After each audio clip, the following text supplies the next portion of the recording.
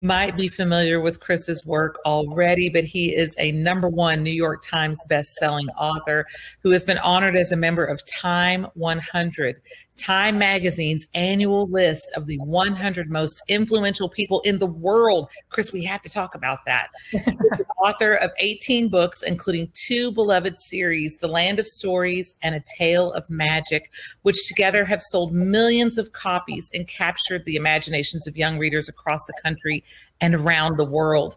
You can find him on Twitter at Chris Colfer. Although he is likely working on his next book project, his newest book is his first graphic novel, Goldilocks Wanted Dead or Alive.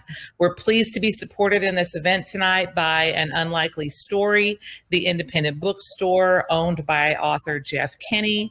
If you would like to purchase Goldilocks or any of Chris's other books, you can click the link at the bottom of the screen at any time for the ordering page. Chris, welcome. I'm excited to chat with you about your books. How are you doing? I'm doing so well. Thank you. I'm so honored to be talking with you guys today. I have a very long history of libraries and relationships with librarians and teachers. And I couldn't be more honored to be chatting with you guys today. So you worked in a library, is that correct? Or volunteered in the library in your youth? Is that correct? I did. I volunteered. Yeah. When I was in elementary school, the library was a sanctuary for me. And I used to spend every recess in the library because not only did it save me from the schoolyard bullies, but it also had air conditioning. So that's where you would find me. I remember the librarian. I was there so much. She eventually just put me to work. She said, "Well, can you help me? Like, put these books back on the shelves?" And I was like, "Sure, yeah, I would love to." And so I was like a little volunteer every recess. And I'm so thankful for that experience because working in the library really introduced me to so many books that I would not have ever heard of otherwise. Just putting them back on the shelves, reorganizing, organizing shelves and stuff. That really was it was a really great experience because it introduced me to a lot of amazing stories and amazing authors. Well, I also volunteered in the library when I was a child, and what we know, those of us who volunteered in the library know, is that the people who help shelve the books, we get to pre-shop. Get to pre-shop. Like some of those books never make it back on the shelf. No. Yeah, absolutely. Yeah, I had many Harry Potter books that I would jump to the front of the line of the kids waiting for them. It's one of the perks. Yes. Yeah. So, throughout your career, you have been interested in stories and telling stories. Why are stories so important to you? And why have you decided to tell stories for young people now? Mm-hmm. Well, I think for me, ever since I was a little kid, stories, whether it was books, whether it was movies or radio shows or whatnot, stories just made life worth living for me. I grew up in a very, very conservative town. We did not have much money. And I had a sister who had special needs, who was in and out of the hospital constantly. So really stories, books, and all of that was my escape. And I don't know how I would have, I don't know how I would have survived without them. At a very early age, I fell in love with the art of storytelling. It started with me making very detailed plot lines for my action figures. And then it morphed into writing short stories and trying to write novels when I was a little kid, and trying to act and doing plays, any way that I could be involved in playing pretend or storytelling, I was addicted to. I love writing for young readers because it's also real for them. And I think my favorite stories from a book signing, or my favorite things from book signings is when little kids come up to me and they say, "Is the Land of Stories real?" And I'll have a little moment where I tease them a little bit and say, "Well, it could be, maybe your book will suck you into another dimension. I don't know. Keep an eye on that." And I just love that. I love that the young readers, they talk to you like they think your characters are real, and they get mad at you when you do something mean to a character they love. But yeah, I think writing for young people is it's just magical. Well, it's the joy of familiarity. Mm-hmm. It's the joy of familiarity, and that, I mean, in a scholarly way, I guess we would say it's that connection that we feel Mm-hmm. to the characters in a book, to a Mm-hmm. story. And we're so close to that in childhood. I mean, even as Mm-hmm. adults, perhaps we reread books, but I think that emotional attachment that we make to characters Mm-hmm. is something that's so special about childhood. I mean, Mm-hmm. you clearly had that influence from your own childhood and the stories that were important to you. And your stories are now becoming those stories for other kids. I mean, it's magical if you think about it. Mm-hmm. You're taking something that meant so much to you and passing it on to more kids through your own love of stories, your own imagination. Uh, Fantasy is right close to our imagination as well, and I think for children, children are very close to their imaginations. You as an artist are very close to yours. But what in particular draws you to writing fantasy then? Is it that element of it? Is the idea of being able to remix and play around with those familiar stories like fairy tales that we're so familiar with? Is that what appeals to you about it? I think it's just being in a realm of limitless possibility is really what has always drawn me to the fantasy genre, and also just being a very very bored kid, and wanting to very much like Belle and Beauty and the Beast, like wanting to go out and have adventures, yeah, in a fantasy book. A mouse can slay a dragon. A frog can become a prince. I think for a lot of kids out there who are who have limited means and are stuck in awful family dynamics or abusive situations, I think it's really it's all escapism. It really gives you something to look forward to. Well, fantasy based on a lot of traditional literature stories like the fairy tales and other stories that have influenced your work. There some of them are more about morality, some of them are about being a better human being, and also that battle for good and evil, good often triumphs.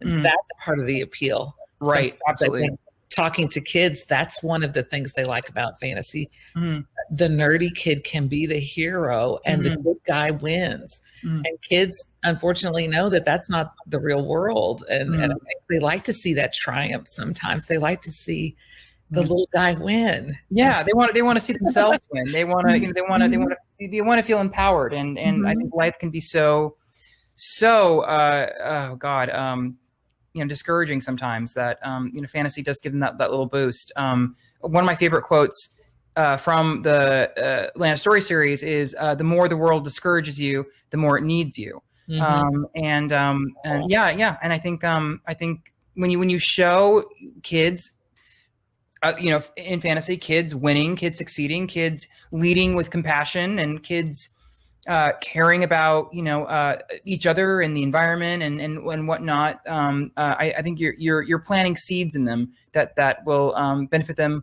later on in adulthood. Well, you've always been about a message of inclusivity in all of your work, and your books certainly reflect that. And kids are not born to hate people. They're not born to exclude people. And we want them to have the stories that show a more inclusive world, more open world. And you're adding to that too. I hope you're enjoying being all the boosting that we're doing. But I mean, I hope you feel sincerely. This is great. I wish we could do this every day. But being an artist means sometimes you're toiling away, working, writing is hard, and sometimes you come out and feel the rays of the sun. Oh yeah. It's definitely. I'm definitely a mole person. 9 months out of the year. Especially now, we all want to feel the rays of the sun right now. Right, or especially after the pandemic. Well, you have been influenced by some archetypical stories, some stories that are well known to many children that have been rewritten, reimagined with variants throughout popular culture in many ways. So, why did you decide to take that on? And what about the classic fairy tales, the classic stories appeal to you? And how are you going about reimagining those in a new way? Well, when I was very young, my mother used to read fairy tales to me every night before bed. And I remember she had this old beaten up treasury from the 70s that she'd read from, and instead of traditional illustrations, it was photographs of dolls that were positioned to tell the story. And it's very creepy to say that now, but back then it didn't seem creepy at all. But back then, I think that the fact that it was photographs made that world just seem so accessible to me. And it really felt like, oh, I could actually go in there, like that world is real. And I had every time she would read me a fairy tale, I'd have so many questions about the motives behind the bad guys, and why does the evil queen have a magic mirror? Why is Puss in Boots a scam artist? And she got so tired of answering these questions, she finally said, Christopher, God, if you have so many questions, why don't you just write your own fairy tale? And so I did. And I started writing about the adventures that I wanted to have with fairy tale characters, and at castles and slaying dragons and swimming with mermaids and all of that, and that's what the Land of Stories was born from. And I think when I reimagine characters, or when I write about very well known and beloved characters, I try to imagine them from a child's perspective, and I think that's why a lot of kids have responded to my version of the fairy tales is because I'm really I try to put my child cap on when I'm like, well, what would a child think, and what would be a yes and, rather than like depleting what the character stands for with a reimagination. How do I stay true to the story but add a little twist to it? How do I keep what they know intact, but make it fun, make it exciting, make it unexpected.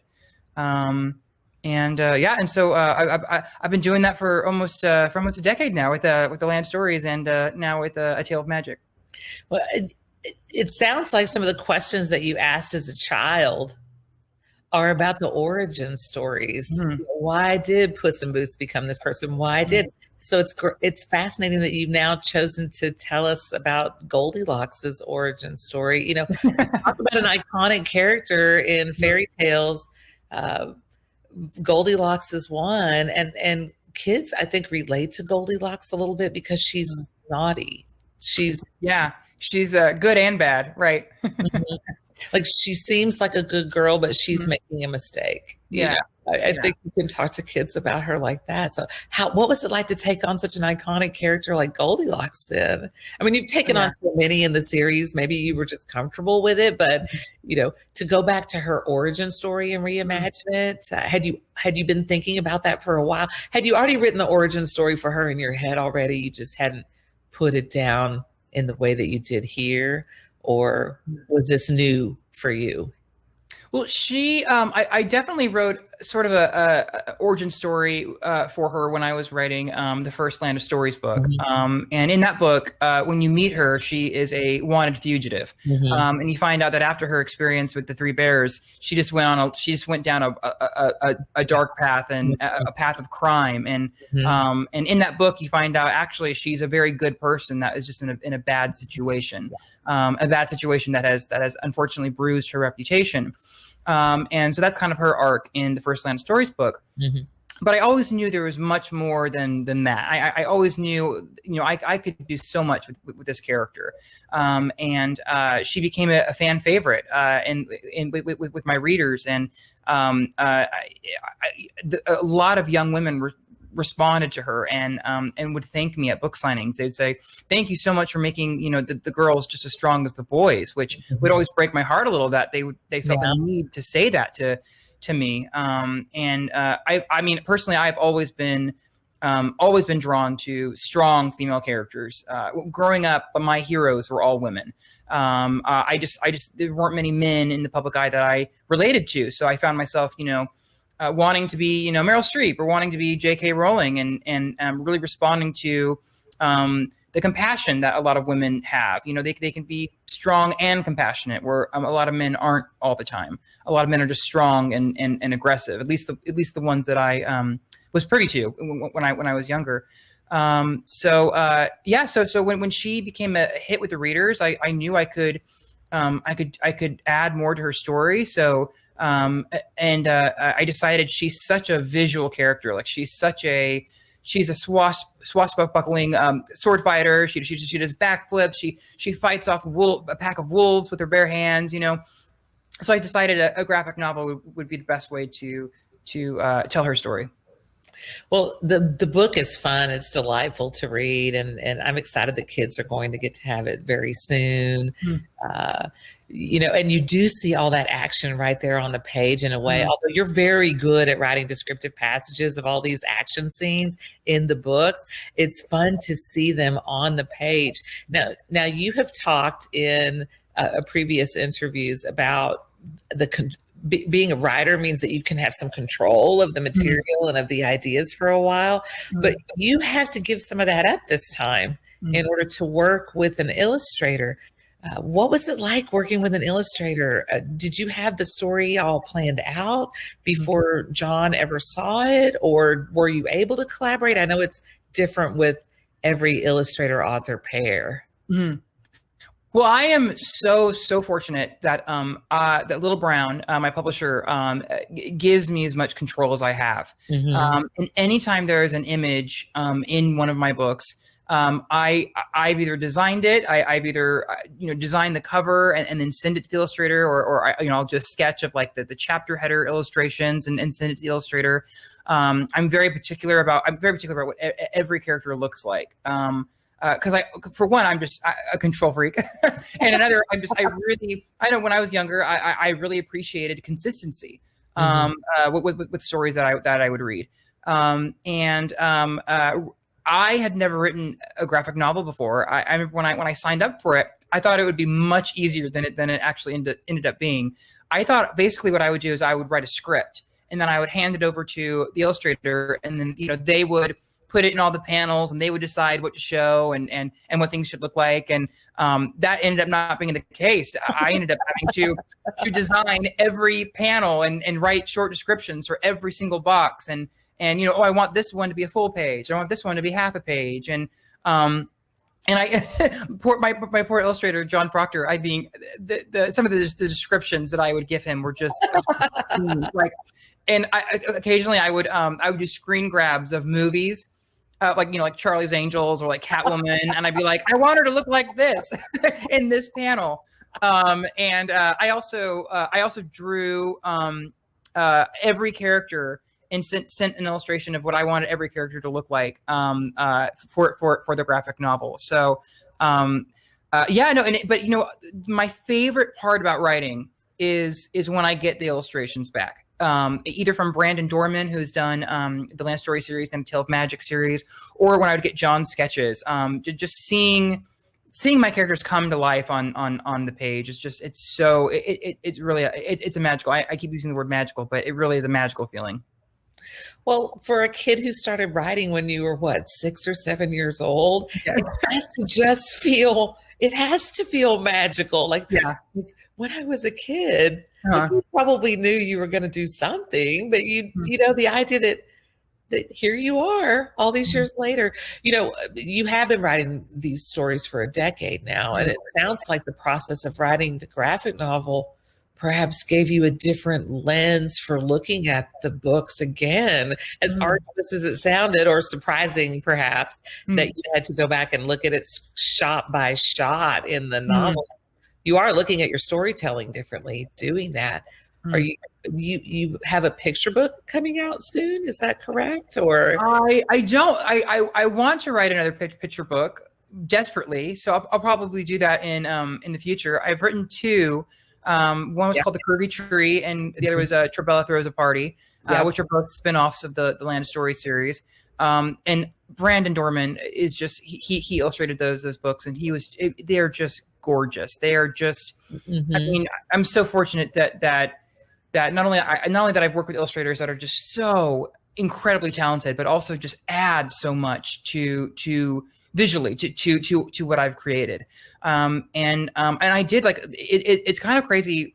I don't know if people really believe me when I tell them this, but I started writing the Land of Stories book when I was, like you said, like around 6 or 7. And the first book, The Land Stories, The Wishing Spell, really the plot never changed from the time that I came up with it as a child to now. So it is so crazy to and wild to see these people, these imaginary friends that have been inside your subconscious for years and years, suddenly are in front of you on a page. Yeah, no, it's been a really, really wonderful experience. Well, it sounds like, you've written books now, you've written picture books, of course, maybe, and now the graphic novels. It sounds like you're finding just as many ways as possible to make these books accessible for kids. And I think that's one of the real strengths of the series, is that the books are very accessible. There's lots of entry points for kids.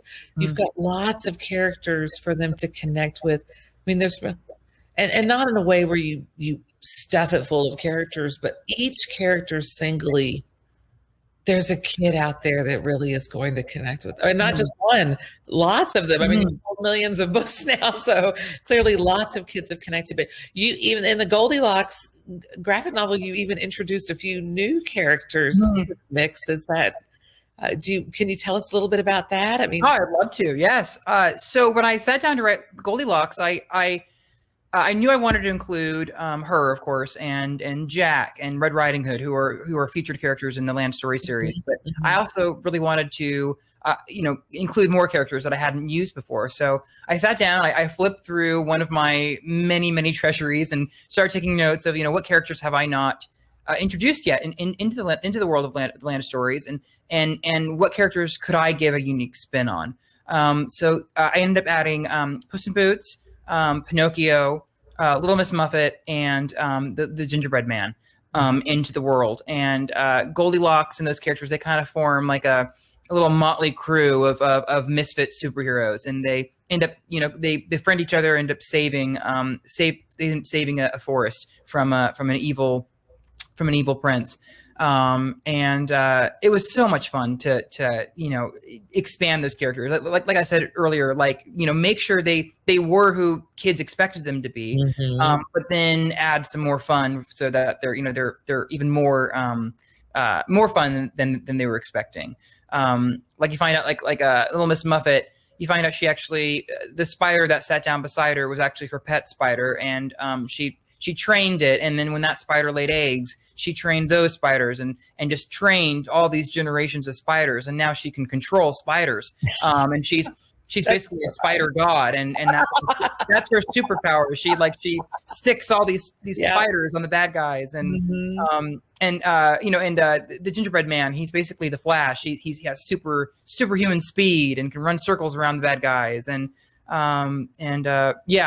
Pinocchio makes weapons with his nose. He tells lies and grows bow staffs and swords and stuff. So I'm such a nerd. Anti-heroes are hot, right? I mean, you've got Harley Quinn, you've got Loki. I mean, you've got all these anti-heroes in pop culture, and sometimes the villains they're interesting. I mean, I think for kids they're fun. And they're fun characters. It sounds like they're fun to write about too. Yes, absolutely. Absolutely. So much fun. I'm blushing thinking about how I had a lot of fun. Sometimes sometimes it's like at a certain point they just take over in my head. Like I'm just the messenger. Like they have full on conversations in my imagination, and I laugh when I think something is funny. I'll tear up when I think something is sad.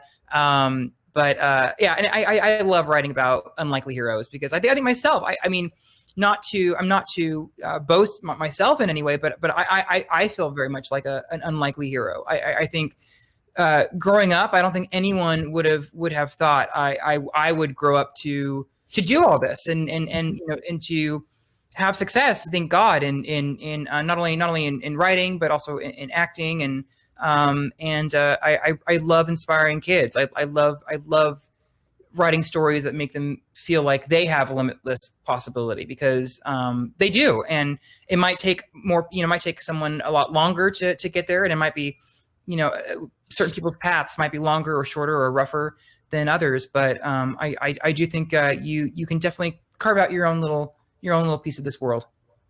Well, your characters have such nuance. You know, I mean, even in the treasury stories, because I grew up with some of those treasury collections too. You get sometimes the abridged version, even of Yeah. the story, and fairy tales. They're painted with we've got the stereotypes and the archetypes. The good guys are good and pure, and they never make a mistake, and the bad guys are villainous and irredeemable, and Mm. and your characters are not like that. They're nuanced. They're complex, like real people are Right. people. Yeah. But I think that's another way that kids can see it too. There is justice, redemption, honesty, making mistakes. You cover resilience, Mm. family. Not just the families you're born to, but the families that you build for yourself. You cover so much territory in the books that the kids can recognize with and connect with, and it's not. Your villains aren't just villainous, and your heroes aren't just heroic. They're complex, and another way for kids to make them more accessible. Thank you. Yeah, it's so interesting because so many of the classic fairy tales were born during very oppressive times in very oppressive places where curiosity was not allowed. Like curious people, would get executed. When someone was handed a story like that, in the early 1800s, they probably didn't question like the wicked stepmother, Cinderella's stepmother. Oh, she's bad because people are good or bad. Everything's black and white. There's no room for asking questions or for curiosity. And thank God we live in a time where curiosity is not only accepted but it's encouraged. So I love giving kids things to be curious about. I think there's nothing more precious in this entire world than a young, curious child, because I think all of the world's problems will be solved by a curious child. Encouraging kids to ask questions about characters and ask about motives and ask about, why didn't they just do this instead of that? I get into arguments with 6-year-olds at my book signings. I think it's great. I love planting seeds. Well, books give us authentic rehearsals for life. Stories do, and I'm paraphrasing someone else, but we want kids to be able to role play those scenarios on how to interact with other people. There's a lot of research now that show that reading fiction in particular fosters empathy. Yes. I mean, if I look around at the world right now, if there's one thing it clearly needs is more empathy and compassion for others. And for kids like the two of us who grew up in the library, one of the ways that we fed our curiosity was with reading. We were able to find books that maybe helped us answer some of the questions that we had about ourselves. We also had choice in that library. It didn't sound like you had many restrictions on your access to just choosing books for yourself as a child. Even though you said you grew up in a conservative area, did you have many limitations on what you could read, or did you feel like you had free access in the library? I was so fortunate because I had a very big library actually when I was in elementary school. That was all the books that I would read in the library were all, just as a pastime. Like many kids, I was also forced to read, a number of classics that just never stimulated me. and I never could relate to the characters in those books. I think we had this conversation earlier when we were preparing for this. I think we're really doing our young people a disservice when we make reading and writing chores, because then that's how they're going to view it for the rest of their lives. And like when I was growing up in school, there was no choice in academic reading. You had to read A, B, C, and D, and I think there's nothing worse than being forced to read something, as much as I love The Great Gatsby and Grapes of Wrath, I just, I don't know if, I think there are better books out there. I think that there are better books that will help prepare our young people for this world in this day and age. As much as I love straight white men, My father is a straight white man. Mine too. Yeah, interesting. But that can't be the only perspective that we're given. Because then we lose we lose so much of culture and history when we only view everything through the same pair of eyes. Well, what we want is a personal canon. We want kids to build canons for themselves, the books that resonate with. I mean, my reading autobiography doesn't look like yours, and it shouldn't. Even though, here's what's sad: I'm old enough to be your mom, and I bet probably not.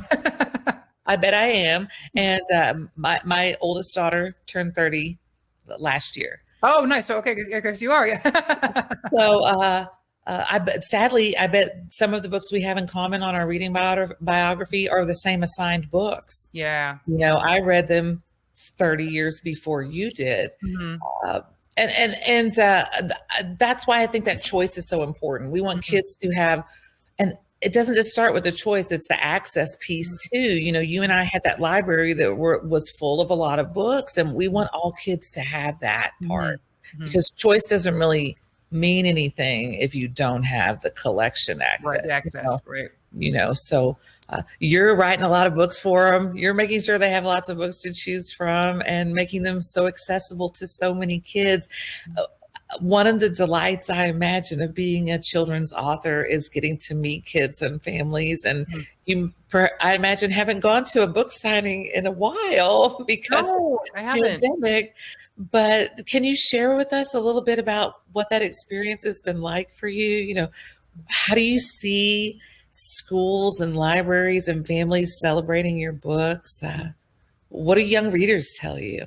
Oh my God. I mean, it's the best part of being an author is having interaction with your readers and families. And I mean, I'm very, very blessed to have such a big, passionate readership.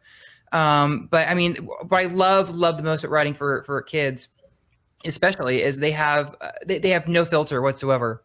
And they'll come up to you and they will tell you exactly what they thought about your last book. And sometimes they're very flustered, if you kill off a character, or you give something, if you trap a character in a magic mirror like I did, they come out, they're very, very upset. And then I try to explain to them, like, it's a good thing that you're this upset, because it really means that you care about this character. Yeah, I mean, but my favorite interaction is when they come up to me and they say, "Is the Land of Stories real?" Because that, if I've made it that real to a kid, I think I've done my job. Well, do you see a tipping point in ages where you get asked that question? Because your fans, you have 2 decades of fans now, as far as kids are concerned.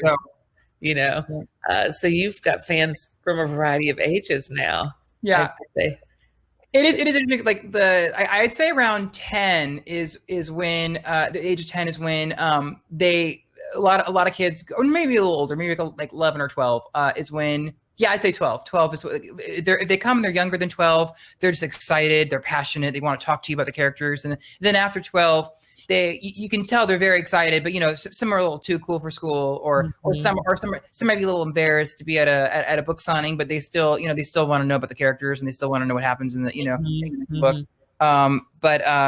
Yeah, no, I didn't get to go on tour last year, and I really missed it. I mean, every book signing I walk away with like 4 or 5 incredible stories. Some hilarious, some heartbreaking, and some just very, very heartwarming.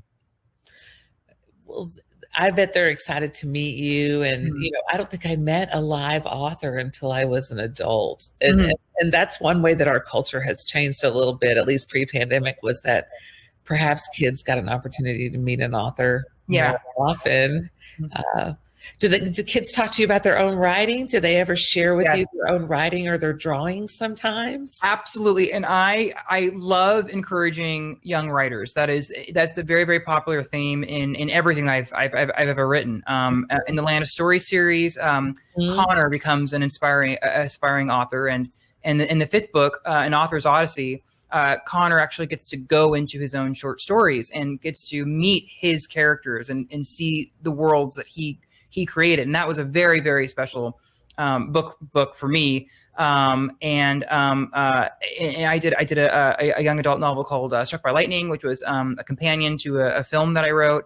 And in that, the main character is also an aspiring author, writer. So yeah, they're very eager to share with me their stories, or a lot of them are very embarrassed or disheartened about writing, and I love encouraging them. And I always, every time a kid tells me that they're working on a book, I always tell them, number one, you're never too young to start writing, because I was very young when I started. My first book didn't get published until I was 22, but I started when I was 6 years old. Number two, please send me a copy of your book when you're done writing it. It's always fun to see them light up when I tell them that. Well, you were clearly encouraged in some way, Mm-hmm. as an artist and a writer yourself at a young age. So what do you recall what that encouragement felt like or sounded like for those of us who are trying to provide that encouragement to young people themselves? What kind of encouragement did you receive to live your life creatively? Yeah, I fortunately had a very, very wonderful grandmother who was my biggest cheerleader and champion. When I started writing the Land of Stories when I was very young, I would write a chapter, which would only be, a chapter would only be like a couple sentences. And then I'd ride my bike to my grandma's house, and she'd edit it for me. And if she liked it, she'd keep it in a pile next to her table. But if she didn't like it, she'd crumble it up in front of me and throw it in the trash and say, "Christopher, you can do better than this." And I think that mix of honesty and encouragement, it was really the secret ingredient to giving me, her telling me, "You can do this, but you have to work at it. Like it's not going to be easy, but you can do this." I think that was a secret recipe to my success. I think I have a lot. Thanks, Grandma. I have a lot to thank her for now. I think that's the key. It's just a blend of honesty and encouragement. Being honest with kids, telling them that writing is tough. It takes practice. You've got to do it every day or as much as you can. And you got to read. You got to immerse yourself in as much as you possibly can. So you have more, expand your imagination, so you have more tools to tell a story with. I hope that answered the question. I taught middle schoolers for most of my teaching career, and you're right, they are brutally honest. The 11 and 12-year-olds that you speak of, they were the kids that I taught, and they will tell you how things are, but I think they expect that too. They respect it when they know you're not telling them something that isn't true. Yeah, or they burst into tears like I did a few times. But Plot time in middle school, and I think all of us would say, I don't know very many people who say, "Oh, the best years of my life were in 7th grade." Yeah. I mean, I'm sure they're out there, but I've never met them or taught them. That's what I will say. Yeah. I'm glad I didn't peak at 12. That's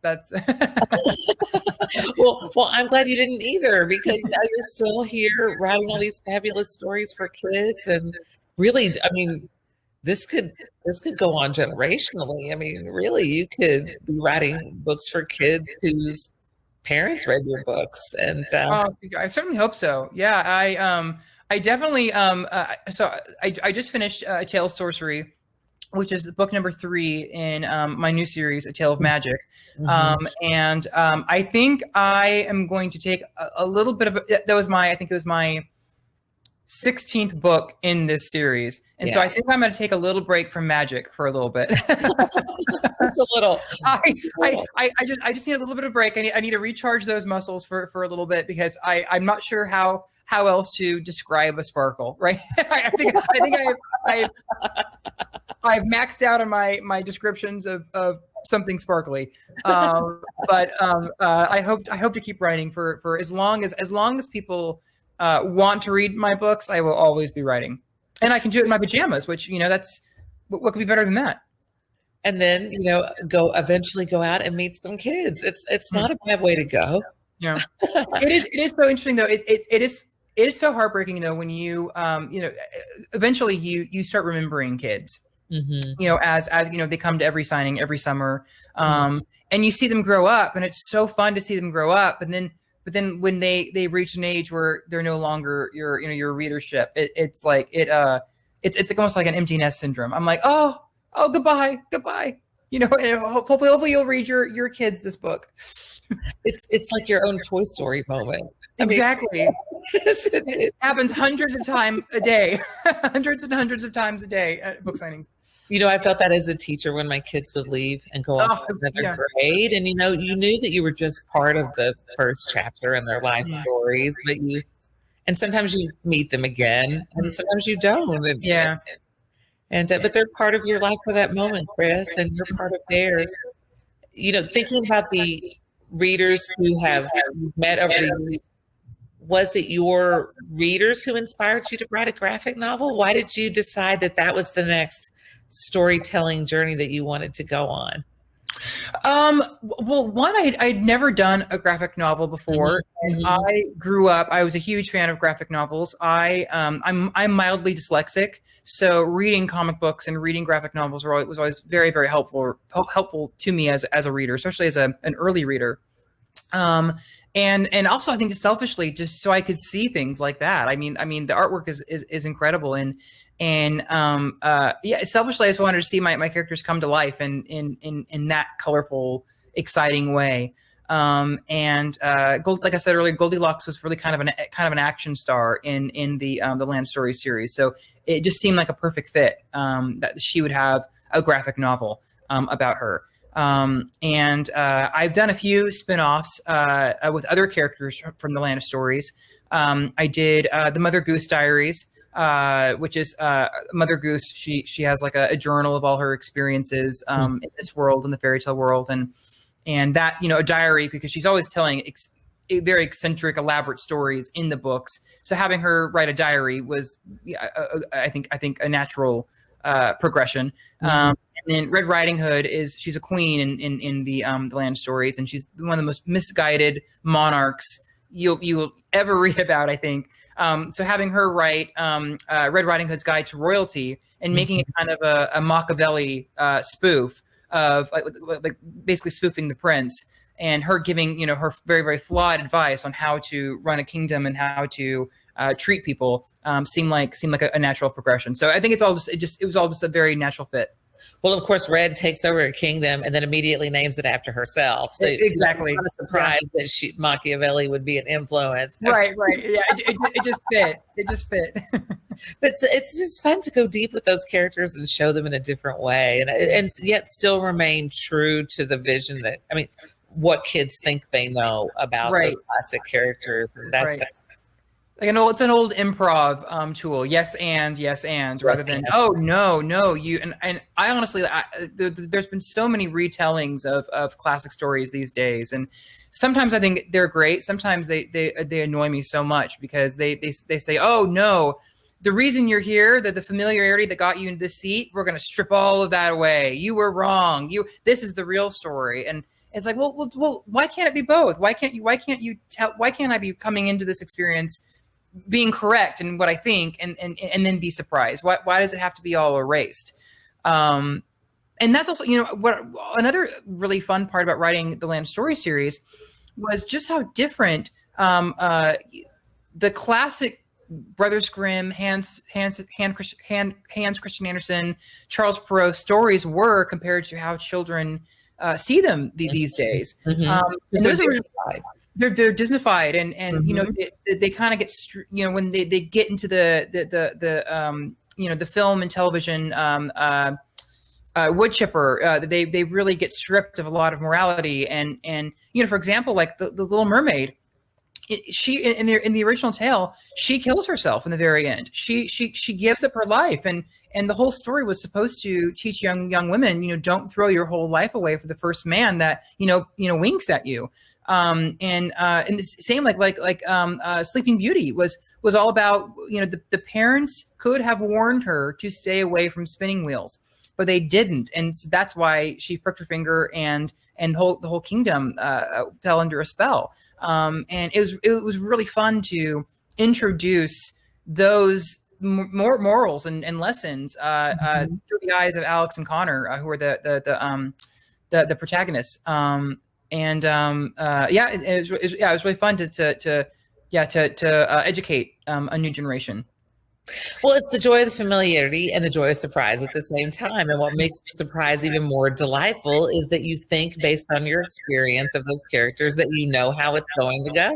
Hmm. And then the delight comes from oh, this isn't how I thought that would turn out at all. It almost helps that the kids have a misconception. I don't want to do that, but it gives you more of an opportunity to delight and surprise them. Mm. Yeah, absolutely. Yeah. And it was fun for me because Alex and Connor, the main characters of the series, are so different. Alex is like the type A, smart, plays by the rules character, and Connor is the sarcastic, kind of rebel. I think that was fun using those characters to teach kids, because Alex knows everything and Connor is learning constantly. So, Connor walks into Sleeping Beauty's castle expecting Disneyland, and Alex is like, actually, this is how it really is. And this is what we're actually going to see, and blah, blah, blah. And so that was fun using brother and sister protagonists rather than having just one protagonist. I think was a very fun tool to help tell and explain those differences and those classic lessons of the classic stories. Well, it gives more access points for readers. Mm. It gives kids two different protagonists to choose from, whichever one they feel like they connect with. I think it's also kind of trying to move away from, not that you were doing this intentionally, but perhaps, having a boy and a girl means that we're not locked into that stereotype of who gets to be the hero. Right. Or who's going to read it? Who's going to be who's going to read it? Yeah. Right. Yeah. Exactly. I think Harry Potter and Katniss Everdeen and some other people have probably helped with that a little bit. And that's one of the great things about children's and young adult literature now is who gets to be the hero has changed a lot. Who gets to be the lead in the romance has changed a lot. Who gets to be the protagonist has changed a lot for the better. And who gets to tell the story too. I remember when I got my first book deal, I cannot tell you how many people told me I was wasting my time because they at the time they said people are not ready for an openly gay man to write books for their kids. Like that just our country's not ready for it. And I remember being very discouraged, but I remember thinking like you don't understand this is I have to do this. This is part of me feels like I was born with this story. Like I have to get this out of me. I have to, even if it doesn't succeed, I have to do it. It's wonderful to see how much the world has progressed since then. Well, representation matters. Representation matters.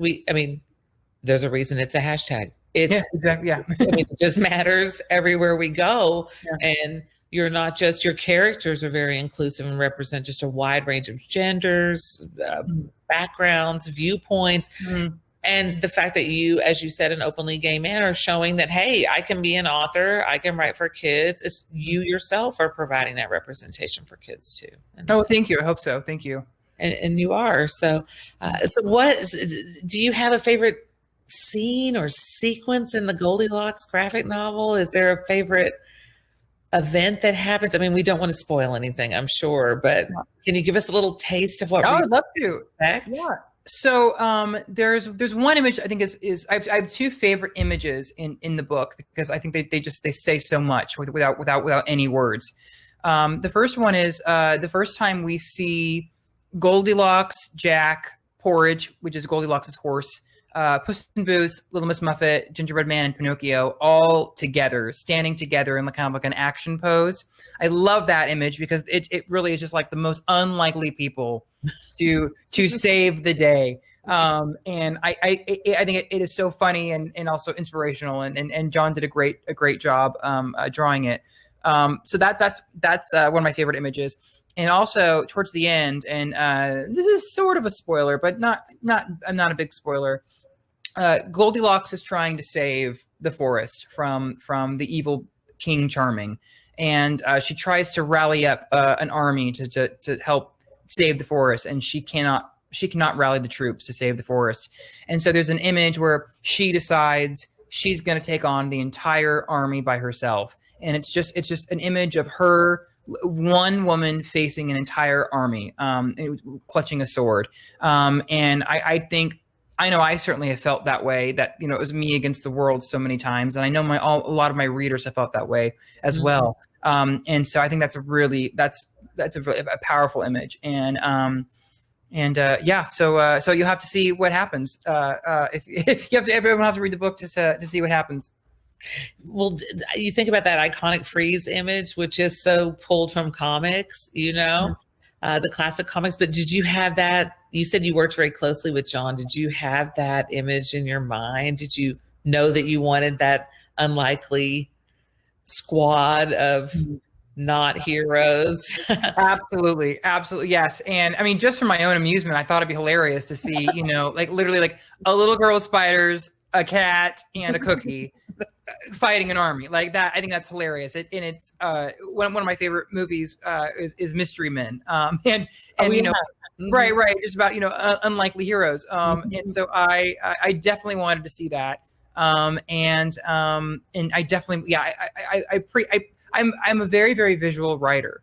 I mean, my poor illustrators, but yeah. So I always see things so vividly as I'm writing. And so I'm very lucky that I'm with a publisher that lets me take the reins on what things look like. And I'm very, very lucky that I have such great illustrators that give me exactly what I want to be seen. Well, I'm excited that kids are going to get to see Goldilocks and her squad very soon. And congratulations to you on this newest book in the family of Land of Stories. And what's next? What are you thinking? You know, you said you might take a little break from magic, but you're a writer. I know. Honestly, I finished Tale of Sorcery 2 months ago, and within a couple hours, I think I was already outlining my next book because I don't like to sit still. I like to have projects. I like to know that I have, you know, something to do. And I think my next book, I think it's going to. I haven't decided on a title yet, but I think it's going to be about kids going into space and having adventures with extraterrestrials and aliens and on other planets and stuff. And even though it's very, very different from the world of the Land of Stories, I think it's very similar because it's kids from this world having, you know, amazing adventures with eccentric characters. So I'm looking forward to writing that. And I really, really want to write a children's book about bugs because I love bugs. And I think I have a really cute story to share. Well, thank you so much for everything that you're doing to help kids tap into their imagination, to help them see a world that's more inclusive, more brave, more compassionate. I wish you all the best in your work. And, you know, there's a crossover in there somewhere. I could see the extraterrestrials and the Land of Stories at some point. Miss Muffet would be very helpful. I mean, extraterrestrial spiders could be. It writes itself. I mean, really. I'm telling you, there's a kid at a book signing in your future who's going to suggest this crossover. Oh yeah, they give me suggestions all the time. It's great.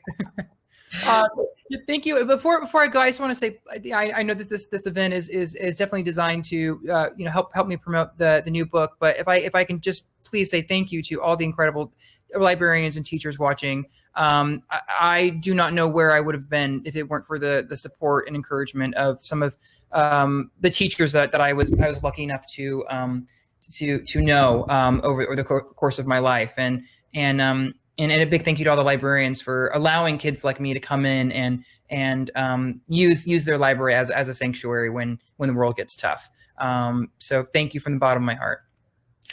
We appreciate all of you who have been able to attend this event today. We hope that you have a summer of rest and joy and a little reading ahead of you.